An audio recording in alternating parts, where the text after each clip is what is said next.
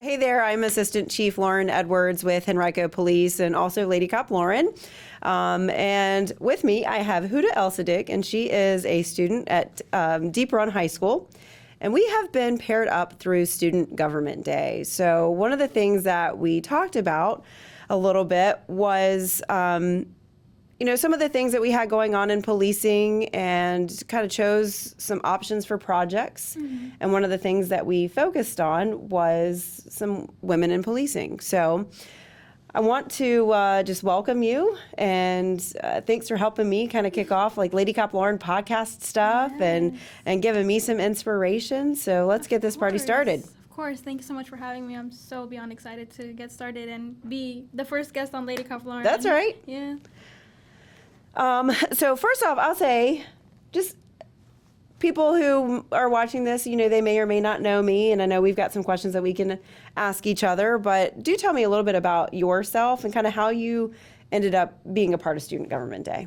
Well, like Lauren said earlier, I am a senior at Deep Run High School, and my government teacher actually had selected me. She sent me an email, and she was like, hey, I think this is something that you'd be interested in. And obviously it was something I was interested in. She never really talked to me about how, because it was kind of towards the beginning of the year, so we didn't really have the kind of relationship. I guess she just sensed that I was going to be interested in something like this. She was right. But I think it was the fact that I was in mock trial, and I was really active in mock trial. Mock trial is like a club at school where we have like a real life or a kind of like what it sounds like. It's like a mock trial where you have attorneys and witnesses, and we kind of pretend to be in a courtroom, and we go by legal proceedings. It's really fun. So I think that's the reason why she selected me for Student Government Day. And then I got paired to be with Lauren. Yes, and I think we've had a great time. Yes. Kind of getting to know each other and talking about policing and everything. So, and did you have an idea, or were you surprised when you got paired up with somebody in law enforcement? Well, no, actually, because they did ask me a couple questions. I was filling out the survey of what things I was kind of interested in. I remember that I put that I was interested in things like in the law, whether it was law enforcement or like legal proceedings. I put that. And so I wasn't really surprised to get paired with you, but I was excited to get paired with you because I didn't think I was like, I think there's going to be a lot of people who pick this, so I'm not going to get picked for this. But I was really happy when I saw that, when I saw your email, actually. That's awesome. Yeah. Well, good. All right. Well, what kind of questions do you have kind of to kick us off and get started, and what you're thinking about? Yeah, well, I wanted to get a little bit to know about you and how you ended up in the police force. So my first question for you is, what inspired you to join the police force?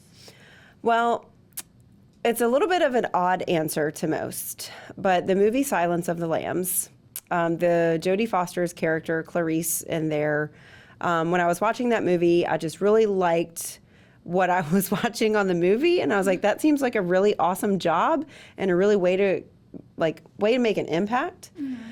But I think it kind of goes a little bit deeper. I am the first one in my family to go into law enforcement. Mm-hmm. But my mom somewhat forced a volunteer heart on me. I had some very clear expectations of how I was going to spend my time.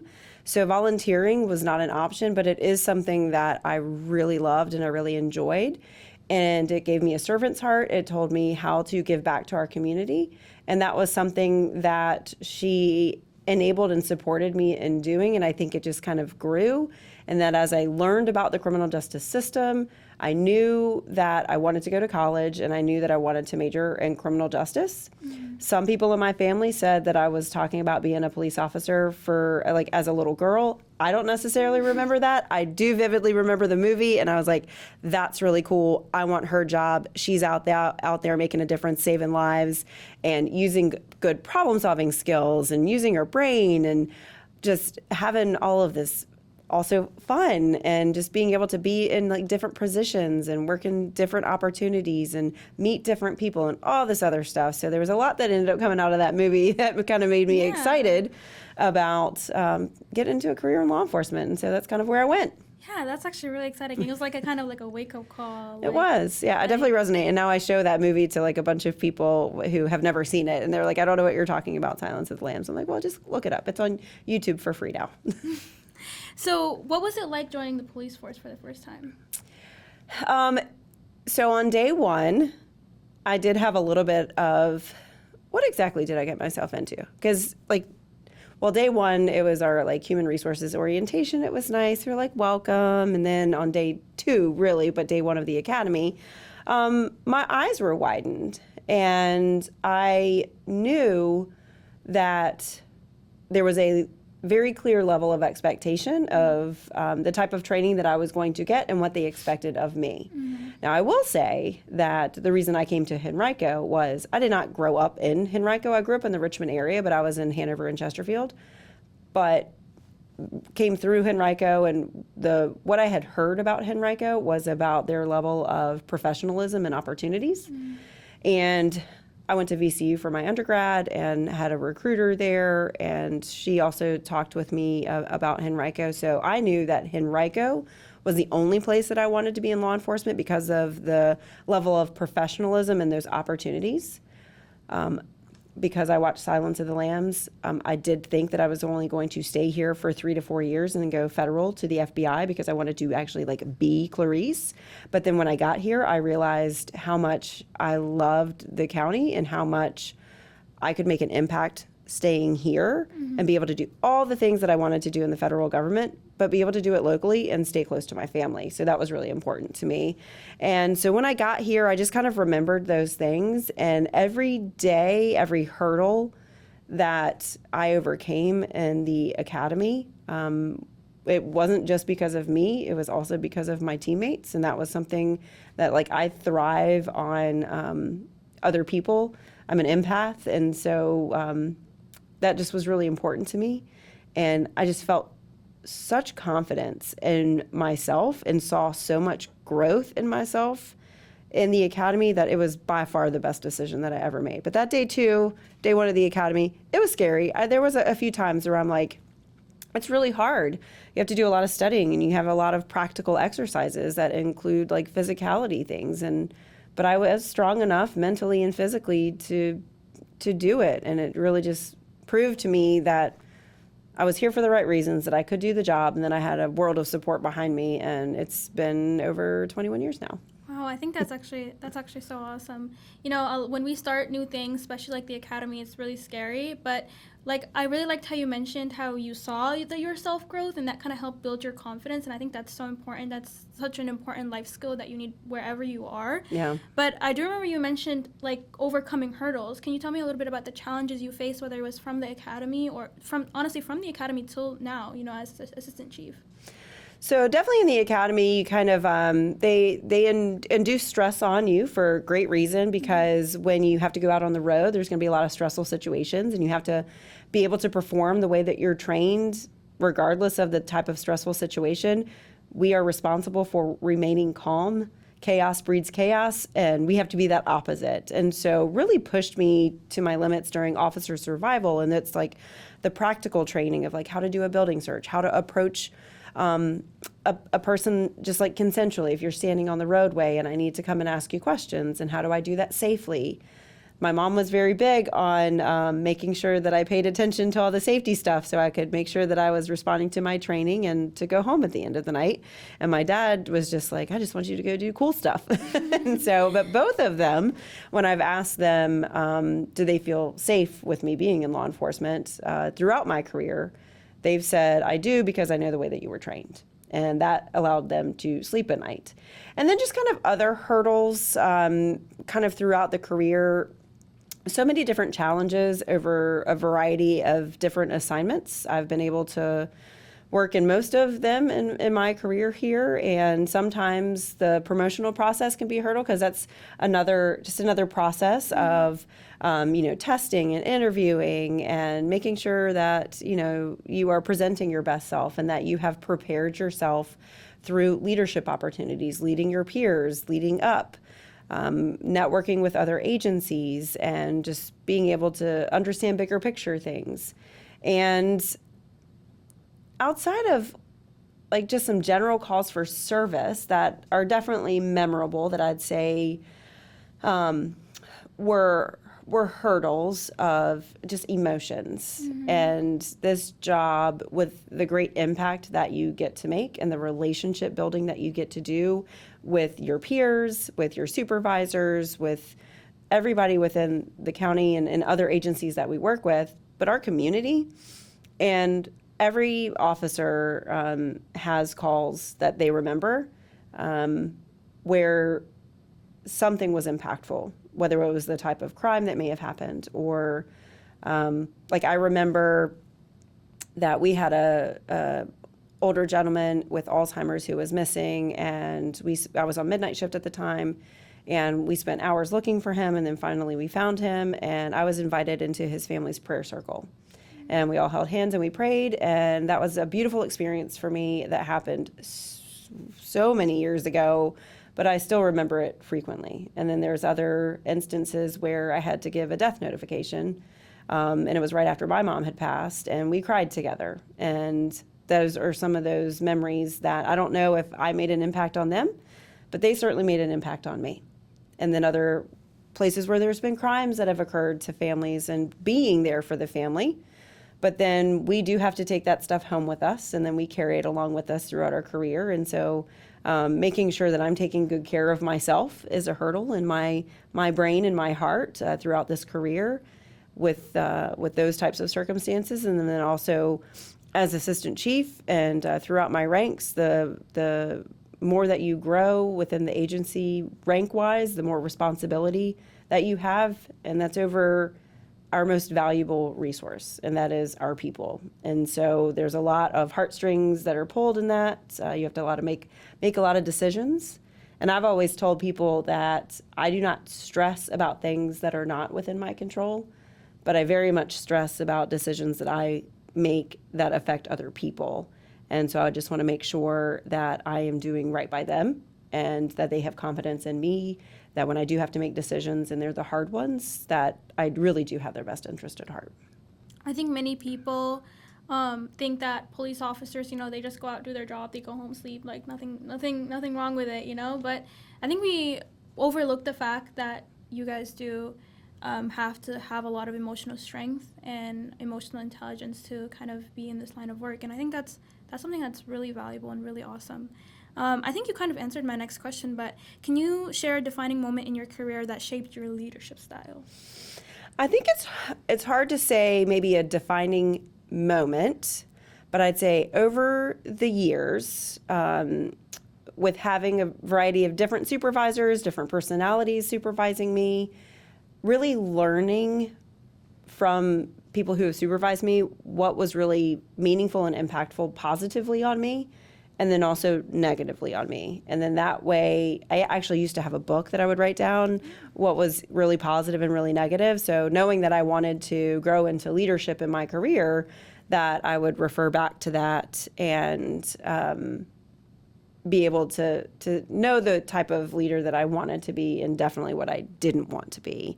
And now I have those notes in a notebook that continues to grow, and I keep notes in my phone and Post-it notes and everything like that, just to make sure that that my core values are in alignment with the decisions that I'm making and the people that I get to serve. So yeah, hard to say like one particular moment, but just definitely a combination of all of the experiences over the years. Yeah, that's really great. The notebook. Do you look at it often? Or? Mm-hmm. Yep, I do. It sits in my office. I usually take it with me when I'm going to trainings. I have another notebook that I always carry with me to like all over the nation, wherever I'm going. If it has anything to do with something personal development wise or growth or leadership, I'm always just trying to write stuff down. And it's important for me to personally develop myself, because one of the things that I have noticed when I became very intentional about personal development in myself, and that was over 10 years ago, I have noticed how it shapes me as a leader and how it allows me to grow as a leader and learn for myself and have difficult conversations and speak with the people that I report to, the people who report to me, just to have open conversations to make sure that I'm serving them in the way that I need to. And it's been really valuable to be able to write that stuff down and like you said, like look at it and kind of carry it throughout your career. So while we're on the topic of your core values in leadership, what is some advice that you would give to young women aspiring in leadership roles in law enforcement? Just that you can do it. I think sometimes there's a fear. Mm-hmm. I think when we try to go for something new or something big, that like the fear kind of holds us back, that and maybe some imposter syndrome that you don't belong there. You do belong here. You can sit with me. You can sit with us. And it has been such a rewarding career over all of the things that I have been able to do. It has been so fun, so emotional, on the great and on the horrible. But I still take all of it because it's made me the person that I am. And just don't let fear hold you back, and open the door to the possibility. Again, I don't remember thinking outside of the movie that I wanted to be in law enforcement, but then when I started to look into it, and then when I got here, I just knew that I had landed in the exact place that I was supposed to land. And there's so many different opportunities. And also one of the things that, when I got here and I started when I was 22, like I had plans of having a family and doing all this other stuff. And I was going to make it work. And there's a ton of women in this agency and nationwide that make it work. So God had other plans for me. I now have dog children, but we make it work. And you can sit in any seat that you want to. Find a mentor, talk to somebody in law enforcement, and just open that door, and it might be more of a viable option for you than you thought. Yeah, I think for me, one of almost all the most memorable memories I have in my life are when I stepped out of my comfort zone and made myself comfortable with being uncomfortable. That's when experiences become more memorable, and you have a lot of fun. So have you had any mentors or role models who influenced your journey, and if so, can you tell us more about them? Absolutely. There's been some very clear role models here, and all three of those, speaking specifically to women in law enforcement. When I was an officer, I remember Major Mary Ellen Fayhead came in and spoke to our academy.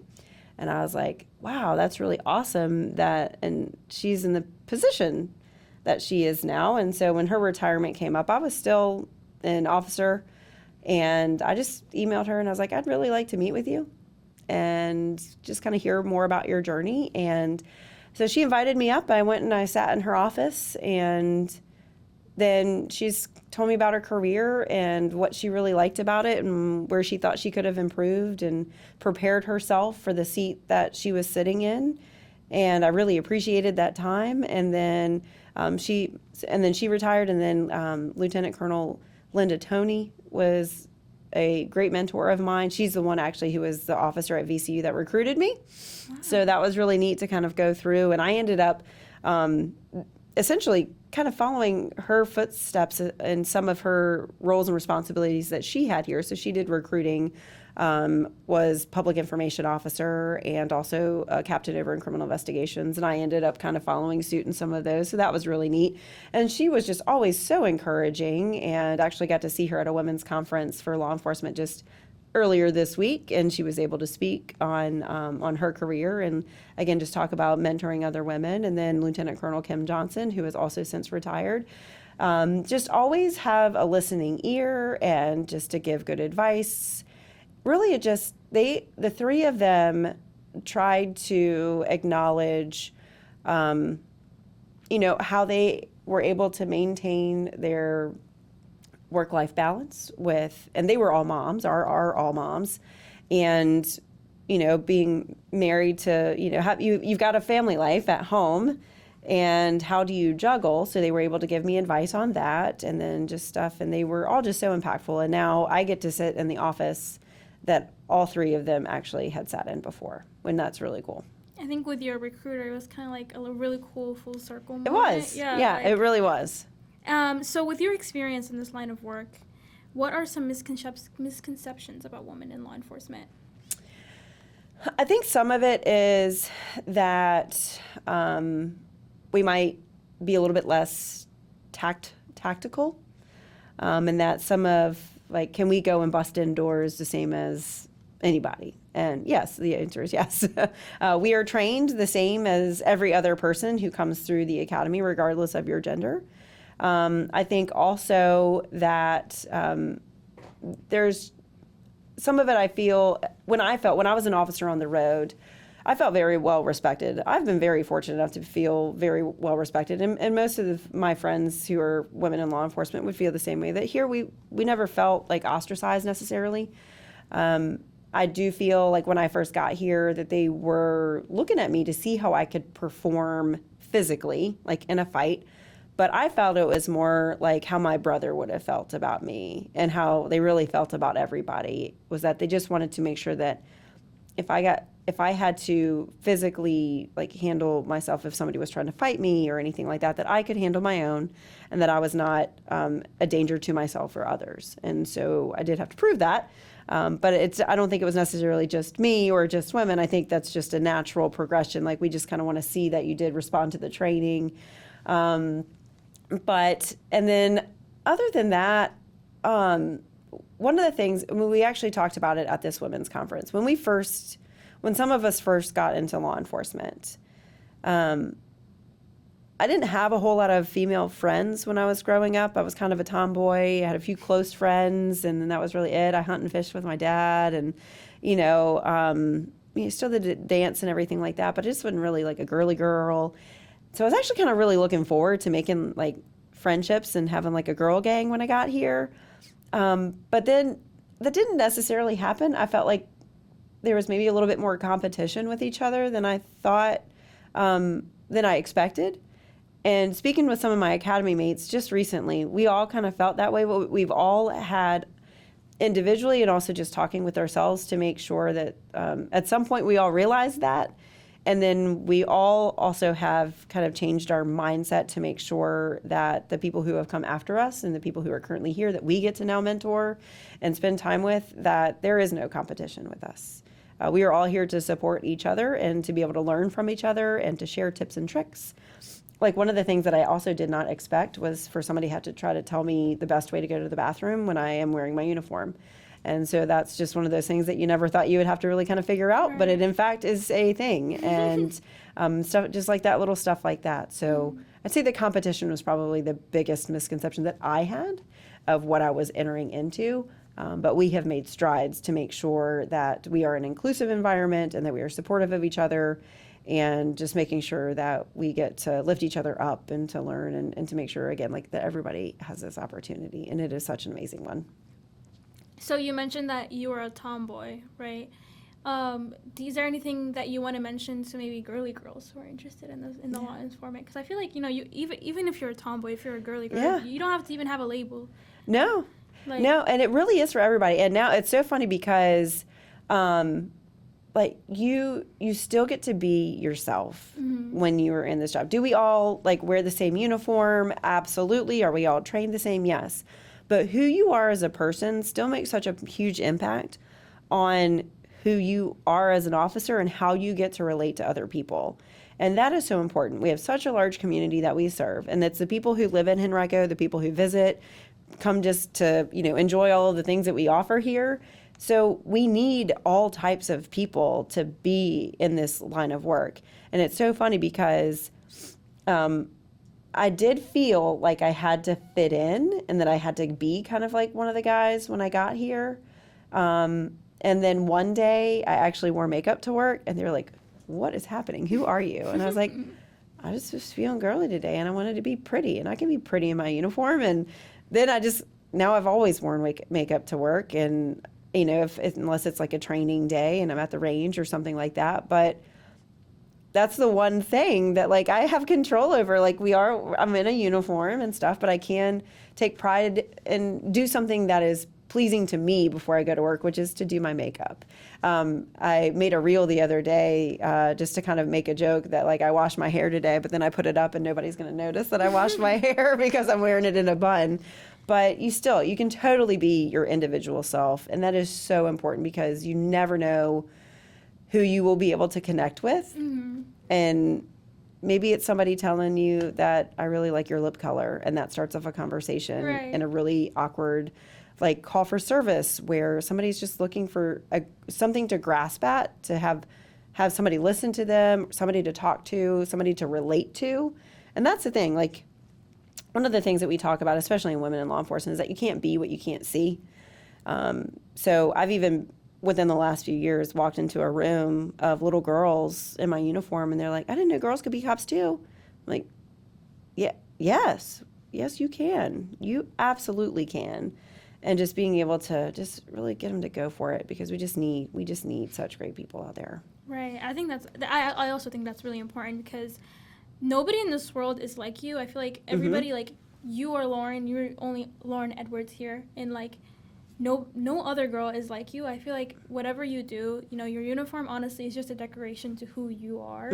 It's not just because you're a police officer doesn't make you any less Lauren. If that makes any sense. So Yes. I also think that is really important, feeling that you're unique and embracing that, because everyone at the end of the day is different. Yeah. So we talked about some of these misconceptions. How do you think we can change these misconceptions?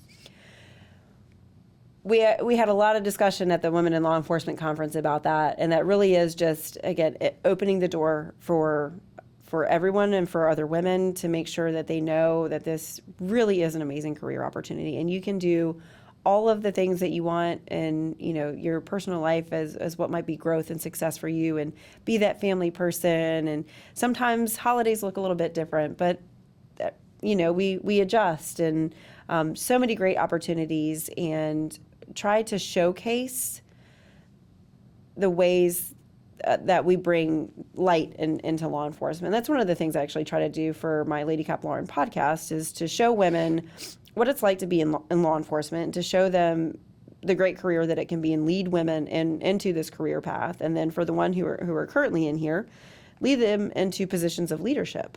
And then for the current leaders, is to be able to showcase and celebrate them, and to show other people what their path was, because it's always nice to learn from other people. You don't have to do what they did, but it's just kind of nice to know, like, okay, well, this is how you got to where you are, so maybe I'll take some of that with me. But the biggest thing is just supporting each other, trying to get ourselves just to talk to people about what it's like to do to get to be this, and what our day-to-day looks like, and just make it seem that you can do it. You have to make sure that you make good decisions throughout your life, because we do have qualifications that you have to meet in order to be in law enforcement. But just be here, and don't sell yourself short. If you've thought about it, even an inkling, we need to have more conversations together. Even if you haven't, I think we need to have more conversations, because I think sometimes they just don't necessarily understand what opportunity it is, because it's not just about driving fast and making arrests and everything. Like, there's so much more to this job than the tactical experiences that you get. I love learning about people and building relationships and spending time with people and problem solving. And that, I think, has been like my greatest joy, is being able to problem solve in a variety, whether that's being out in patrol or other, investigative measures, or even as a leader, all of that problem solving, and being able to kind of come up with new ideas and identify challenges and come up with some resolutions has been so incredibly rewarding. Yeah, I think honestly, since we've been talking, I think a lot of these misconceptions are kind of false ideas made up by society of, like, women in law enforcement.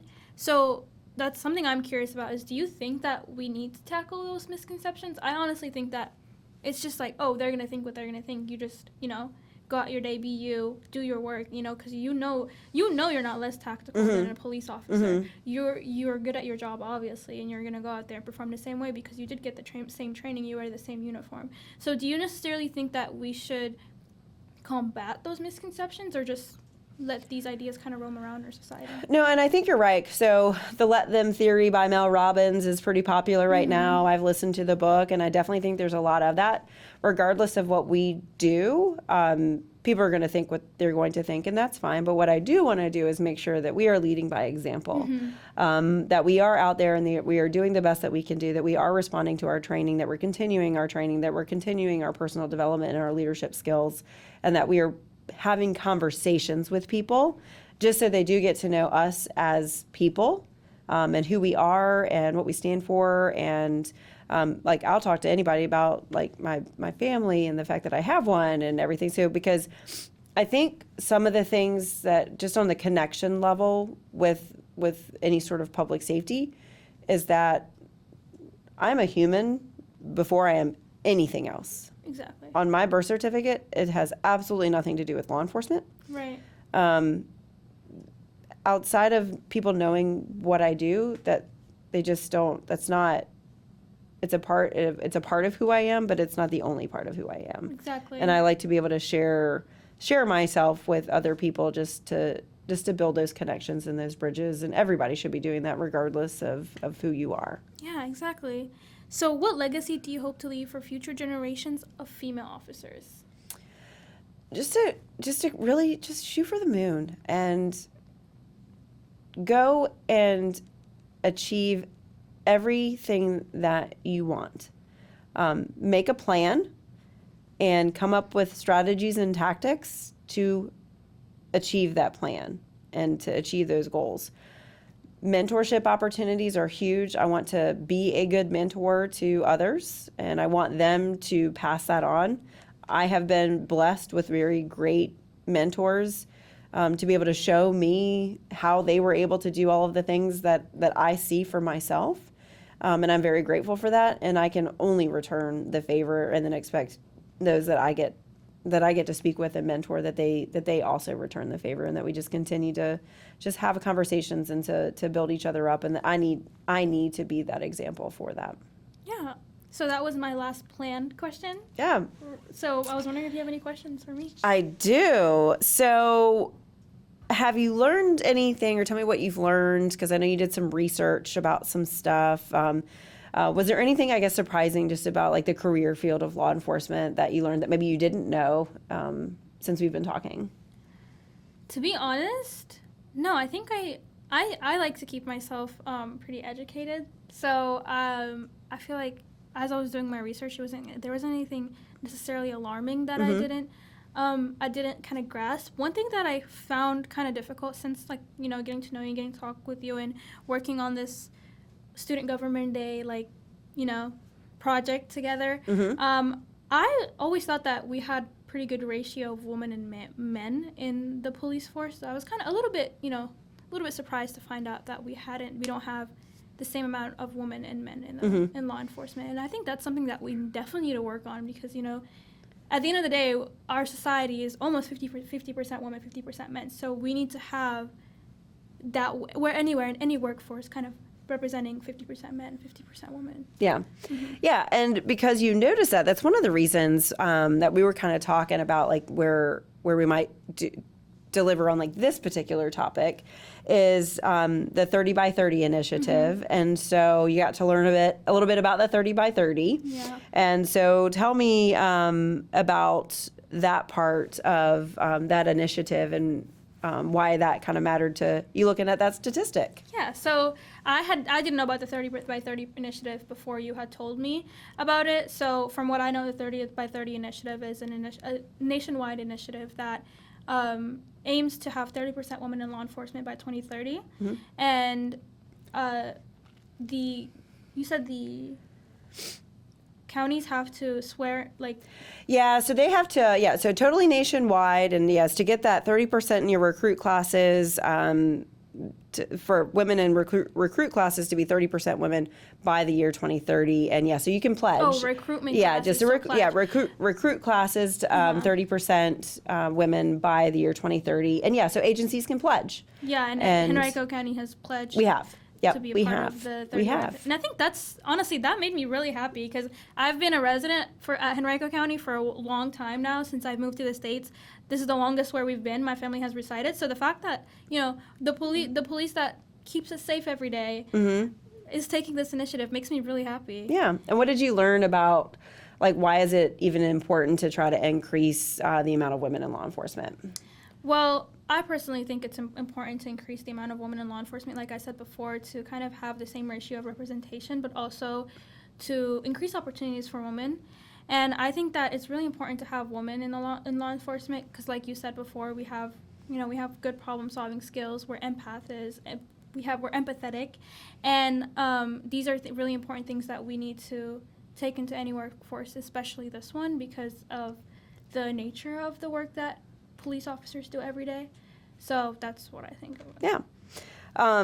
And when we were talking about how to like recruit women to be able to achieve this 30 by 30 that we've pledged. And so what were some of the ideas that you came up with that, you know, we could use them, but also other agencies that would have a similar interest that they could use in their agencies as well? So we did have a couple ideas. My first idea was kind of to conduct public surveys and kind of ask the public about how they feel about women in law enforcement. And using those surveys, we can kind of analyze some stigmas or taboos that we kind of see as patterns from the responses. And then we can work to create projects or like just initiatives that would combat those taboo ideas and stigmas. And then another thing was to survey female police officers that have left the police force and kind of ask, hey, like, what were some parts that didn't work for you? And as a woman, why did you leave? And then we can create more opportunities for women in law enforcement to make sure that we were recruiting more women. Because I think there's, like you said, some women fear that they wouldn't be able to build a family in this workforce, which isn't necessarily true.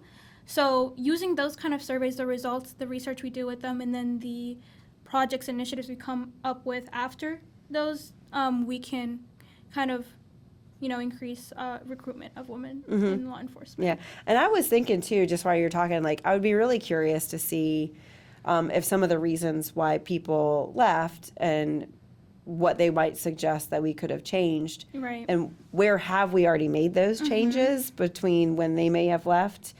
Because, you know, obviously everybody's constantly evolving and getting better and everything. So I would be curious to see, like, based on maybe some reasons why people left and what their recommendations would be, have we already actually done them? Right. So I don't know. But that was a really good idea.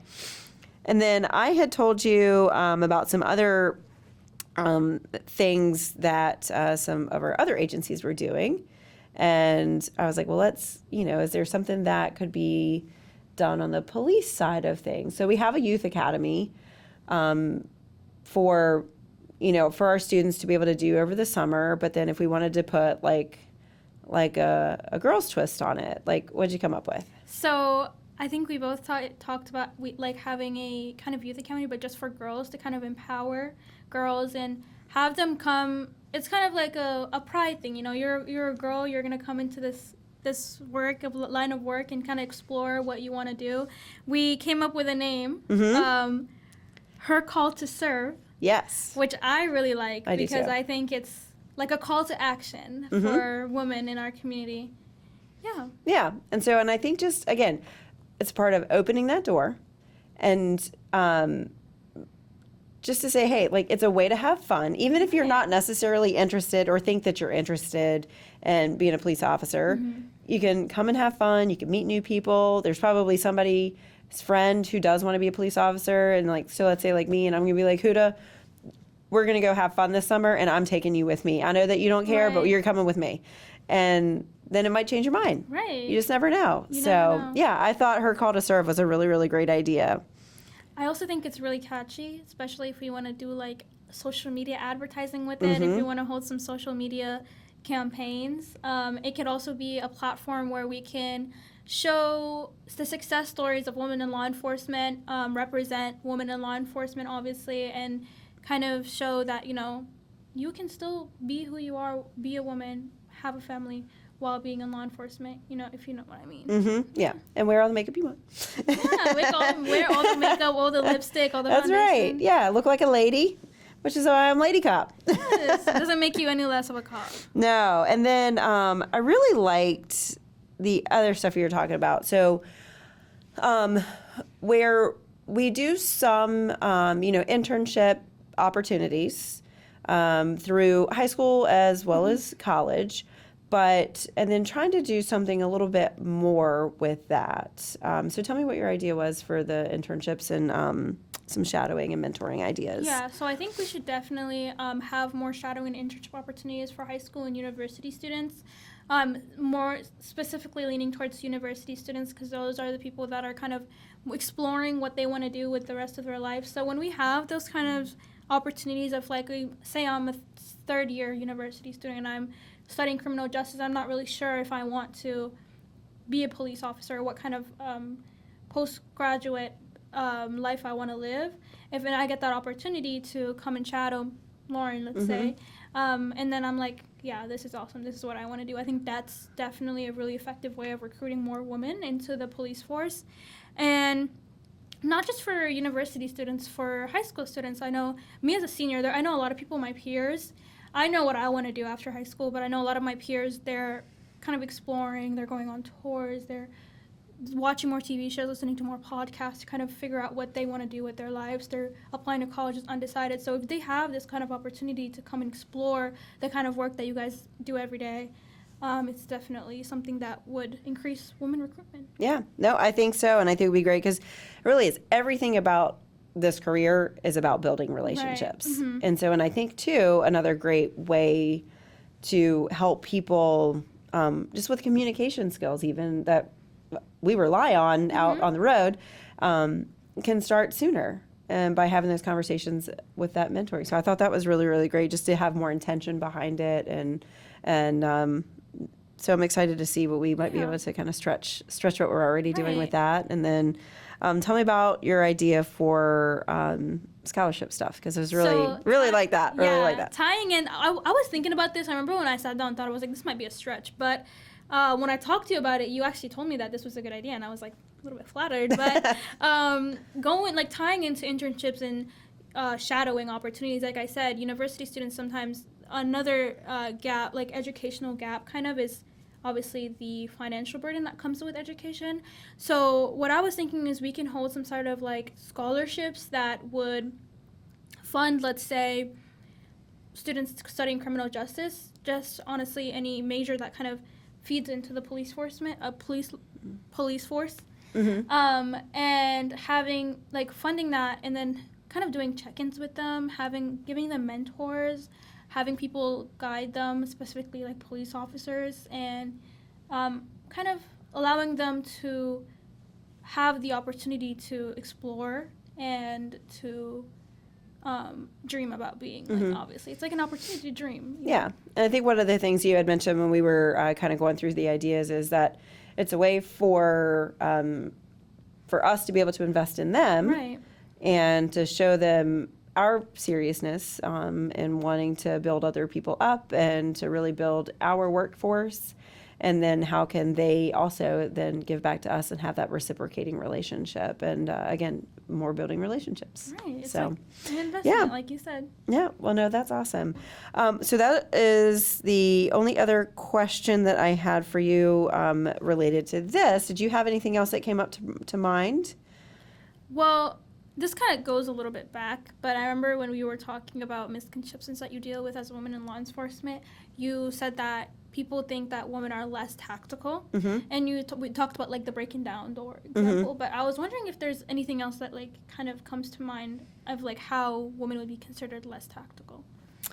I think it just really comes down to like if we have what's like a hot call, if you will, so like something that maybe we have to call out the SWAT team or something, or you have to make a tactical approach or have to be like in a SHIELD team to be able to approach to something, and making sure that like you're giving your women every opportunity to go be a part of that SHIELD team or be on that SWAT team. And we do actually have a woman on our SWAT team, and we had two, but unfortunately one of them has gone to another career path, but we did have two. And I do remember how awesome it was when I had first started. And Margie Lawrence, I did not mention her in my original mentors, but she was a lieutenant here, and she and Jan Boatler, I think, who had gone before I got here, but I think they were two of the first women who were to ever be on our SWAT team. And so they were and that's extra, it's special weapons and tactics, and they got to go and do all of that stuff, and just making sure that those opportunities are available for everybody. And we all have our own strengths and weaknesses, whether they're physical or mental or emotional or any of that. And so just making sure that, I have a brain and I can set perimeters and I can go and make traffic stops and do everything else that they can do. Yeah. Would you ever be considered being on the SWAT team? At this age, definitely not. So the SWAT team is consistent of more younger people, or? Well, I'd say there's probably no, it's not just younger, because there are some people on there that have been on there for probably over 20 years. But I just know that the injuries that I have caused in my body over the years through a variety of physical training and marathon running, that I am trying to only do what is absolutely necessary for my body at this point in time. Yeah. But no, I mean, I feel like, if that was something that I was interested in, I would certainly have the opportunity to go out and try out for it, even now and everything. But it was not necessarily something that I really had that much of an interest in trying out for. But yeah, and that was just kind of like everybody ends up finding like a niche in their paths and everything, and that just didn't ever really, like, I thought it was really cool and I was real happy that we have them. I just didn't ever feel the need to be a part of the SWAT team. Right. You never know, though. You never know. You never know. Maybe I'll try out next time.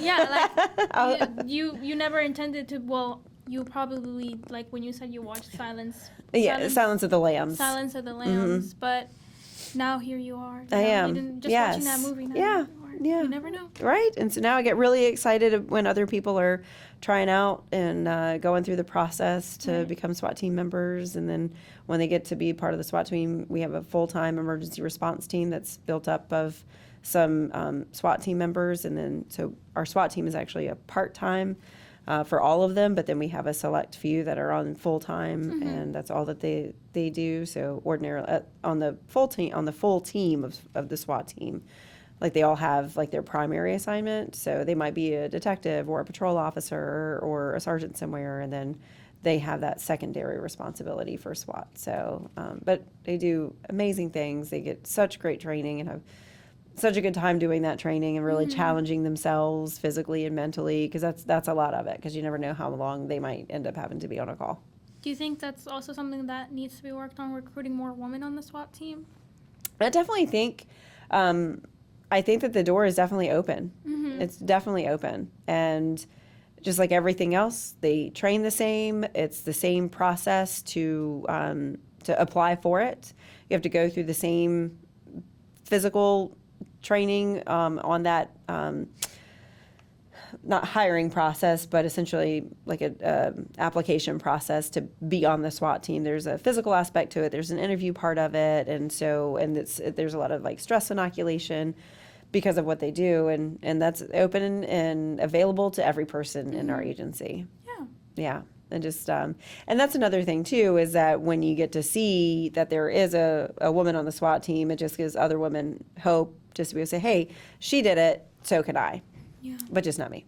I like that catchphrase. She did it, so can I. Yeah. Like a little Yeah, a little bit like, her call to serve. And so, yeah.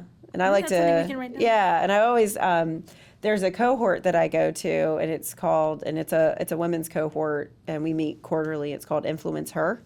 And so it's just a way for us to be able to influence each other, influence others into the community, and just, be there and show people what they can do. So you mentioned a lot of mentors kind of being in the same line of work as you. Do you have any mentors, like maybe in your family, in your personal life, maybe friends? Yes, actually, and we have a really great official mentorship program through a program here called Leadership Henrico that I'm a part of. And so I've been fortunate enough to have some very outstanding mentors that are with the county, but outside of police, which has been super impactful. And I 100% recommend people that I think it's so important to have internal and external mentors. And then I also have mentors that I have connected with that are completely outside of law enforcement, outside of the county.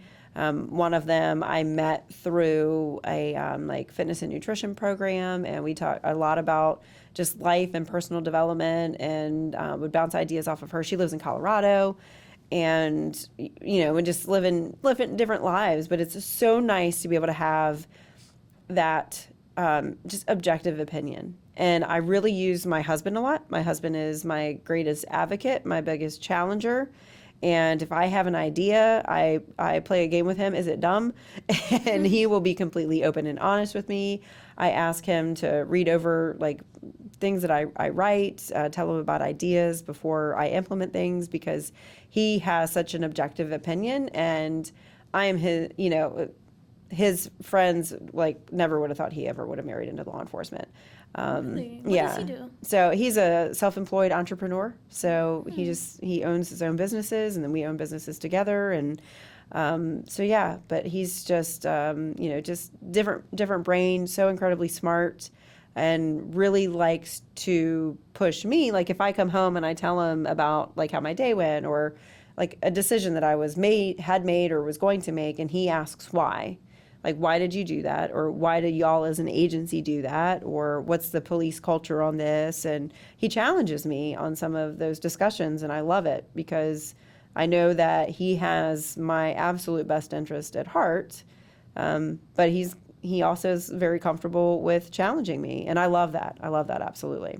Yeah, I think it forces you to kind of also have your own objective opinion, and also have like your own moral core values. If someone's like like you said, challenging you and kind of asking you why you make these decisions, why do you feel this way, why do you want to implement this, why do you want to do that, you kind of, it forces you to think of, hey, I want to do this because of this, because I like this, I want to do this and that.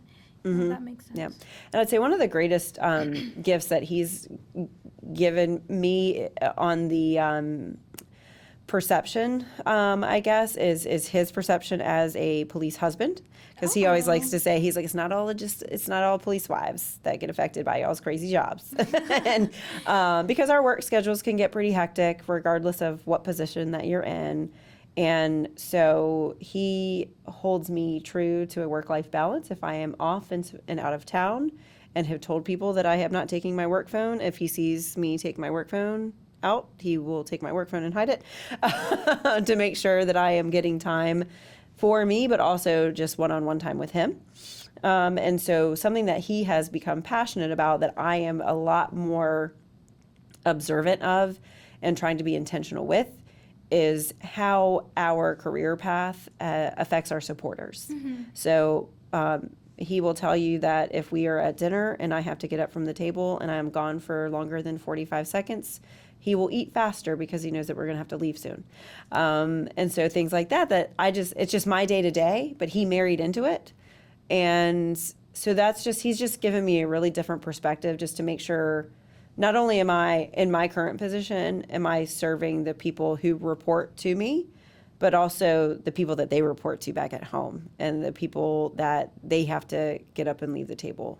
And they are equally as important, and they are also a part of this team, because without them, we can't do what we do, and we do require a lot of support.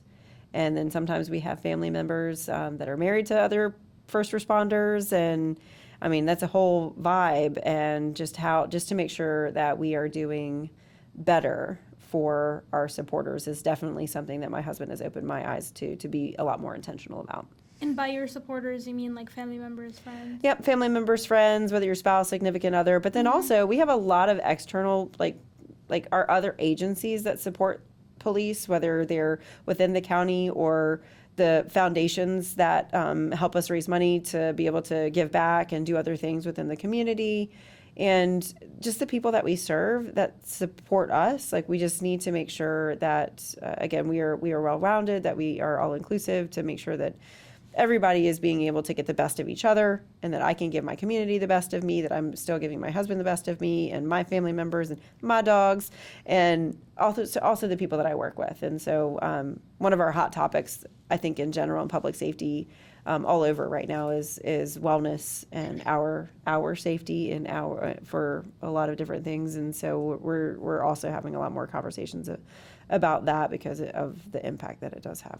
Yeah, one thing I also really like that you mentioned was saying, oh, he's a police husband. Yes. Right? A police husband, and he married into this. So kind of tying back to what we were talking about, social media campaigns, I think I had an idea of having, like, I don't know if the listeners have ever heard of, like, a day in the life of a day in the life of, like, a pilot, or a day in the life of whatever.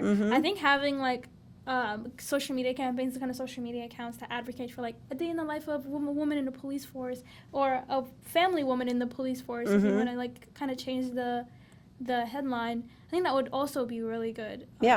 Way of recruiting more women into the police force. Exactly, because it also gets to show, if you do the whole day, then you get the home life too. Right.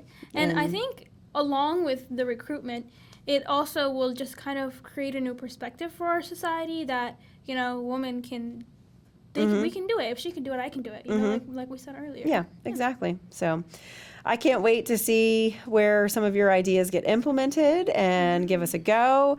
And we will just have to remain in touch. And so I know you have some plans for after graduation to go off and to study and go to law school at some point and do all of these things. And so, you know, we do have a Commonwealth Attorney's Office.